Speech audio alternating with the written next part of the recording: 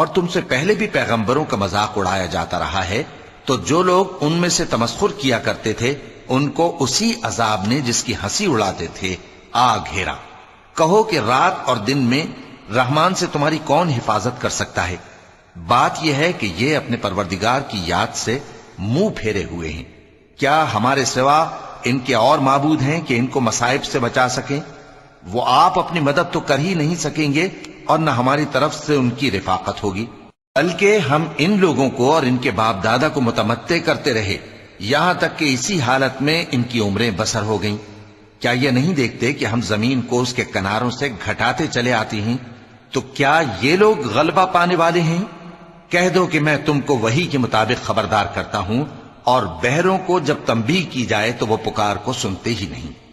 اور اگر ان کو تمہارے پروردگار کا تھوڑا سا عذاب بھی پہنچے تو کہنے لگیں کہ ہائے کمبختی، ہم بے شک گناہگار تھے، اور ہم قیامت کے دن انصاف کی ترازو کھڑی کریں گے تو کسی شخص کی ذرا بھی حق تلفی نہ کی جائے گی، اور اگر رائی کے دانے کے برابر بھی کسی کا عمل ہوگا تو ہم اس کو لا موجود کریں گے، اور ہم حساب کرنے کو کافی ہیں۔ اور ہم نے موسیٰ اور ہارون کو ہدایت اور گمراہی میں فرق کر دینے والی اور سر تا پا روشنی اور نصیحت کی کتاب عطا کی، یعنی پرہیزگاروں کے لیے جو بن دیکھے اپنے پروردگار سے ڈرتے ہیں اور قیامت کا بھی خوف رکھتے ہیں۔ اور یہ مبارک نصیحت ہے جسے ہم نے نازل فرمایا ہے، تو کیا تم اس سے انکار کرتے ہو؟